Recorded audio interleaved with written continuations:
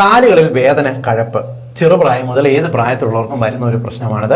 പലപ്പോഴും കുറേ നേരം നിൽക്കുന്നുണ്ടാകാം, ഇല്ലെങ്കിൽ കാലിൽ ഏതെങ്കിലും ഭാഗത്ത് നീർക്കെട്ട് വന്നതുകൊണ്ടാകാം എന്നെല്ലാം ആശ്വസിക്കുമെങ്കിലും ഏകദേശം 10ഓളം കാരണങ്ങൾ കാലിൽ വേദന ഉണ്ടാക്കാറുണ്ട്. അതുകൊണ്ട് തന്നെ കാലിൽ വേദന ഉണ്ടെങ്കിൽ ഇതിൽ ഏതാണെന്ന് മനസ്സിലാക്കിയിട്ട് വേണം ഇതിന്റെ ചികിത്സയിലേക്ക് പോകാനായിട്ട്. ഒന്നാമത്തെ കാരണം എന്ന് പറയുന്നത് വളരുന്ന പ്രായത്തിൽ കുട്ടികൾക്ക് വരുന്ന കാലുവേദനയാണ്.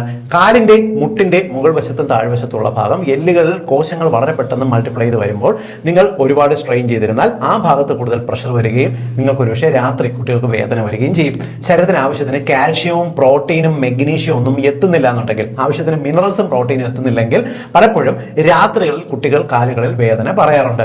രണ്ടാമത്തെ കാരണം എന്ന് പറയുന്നത് രക്തത്തിൽ സ്ട്രെപ്റ്റോകോക്കസ് ബാക്ടീരിയയുടെ സാധ്യത കൂടുന്ന ASO ടൈറ്റർ കൂടി വരുന്ന ഒരു അവസ്ഥ. അത് റുമാറ്റിക് ഫീവർ പോലുള്ള ഒരു സാധ്യത ഉണ്ടെങ്കിൽ പലപ്പോഴും കാലിന്റെ വണ്ണയ്ക്ക്, അതായത് കാഫ് മസിലിന് പലപ്പോഴും വേദന അനുഭവപ്പെട്ടു എന്ന് വരാം. മൂന്നാമത്തത് യൂറിക് ആസിഡ് ആണ്. യൂറിക് ആസിഡ് കൂടി കഴിഞ്ഞാൽ അറിയാമല്ലോ, കാലിന്റെ പാദത്തിന് വേദന വരാം.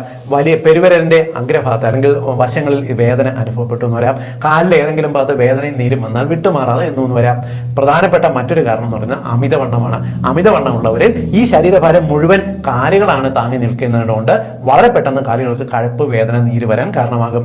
കാലുകളിൽ കോശങ്ങൾക്ക് ഏതെങ്കിലും തരത്തിലുള്ള കേടുപാടുകൾ ഉണ്ടെങ്കിൽ അവിടെ നീർക്കെട്ട് വന്ന് സെല്ലുലൈറ്റിസ് എന്ന് പറയുന്ന അവസ്ഥ, അതായത് കാലിന്റെ ഏതെങ്കിലും ഒരു ഭാഗത്ത് ചുവന്ന നിറത്തിൽ വന്ന് കാലിൽ നീരും കൂടെ വരുന്ന സെല്ലുലൈറ്റിസിലും കാലില് വേദനയും കഴപ്പും അനുഭവപ്പെട്ടു എന്ന് വരാം. കാലിൽ ഞരമ്പുകൾ തടിച്ചു കിടപ്പുള്ള വേരിക്കോസിറ്റി ഉണ്ടെന്നുണ്ടെങ്കിൽ പലരിലും, പ്രത്യേകിച്ച് സ്ത്രീകളിലൊക്കെ വളരെ കോമൺ ആയിട്ട് കാണുന്നവരാണ്, നിന്ന് ജോലി ചെയ്യുന്ന ആൾക്കാർക്കെല്ലാം കാലിൽ ഞരമ്പുകൾ കൂടുതലായിട്ട് തടിച്ചു നിൽക്കുകയും അവിടെ കൂടുതൽ ഫ്ലൂയിഡ് കെട്ടി നിന്ന് കഴിഞ്ഞാലും വേദനയും നീർക്കെട്ടും അനുഭവപ്പെട്ടു എന്ന് വരാം.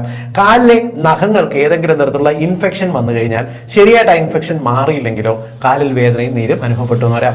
പ്രമേഹ രോഗം, അമിതവണ്ണം, അമിത മദ്യപാനം ഇതെല്ലാം കാലുകളിൽ പലപ്പോഴും ഞരമ്പുകളുടെ ഡാമേജ് ഉണ്ടാക്കുന്നതിന് കാരണമാകും. ഞരമ്പുകൾക്ക് കേടുവന്നാൽ പാദത്തിന് വേദന, നീറ്റില് മുളകരച്ച് തേച്ചതുപോലുള്ള ബുദ്ധിമുട്ടുകൾ, ഇതെല്ലാം കാലിൽ വേദന ഉണ്ടാക്കിയെന്ന് വരാം. Vitamin B12 deficiency, vitamin D deficiency ഉണ്ടെങ്കിലും കാലുകൾക്ക് വേദനയും കഴപ്പും അനുഭവപ്പെട്ടു എന്ന് വരാം. കാലുകളിൽ ഉണങ്ങാത്ത മുറിവുണ്ടെങ്കിലും വേദന അനുഭവപ്പെട്ടു എന്ന് വരാം.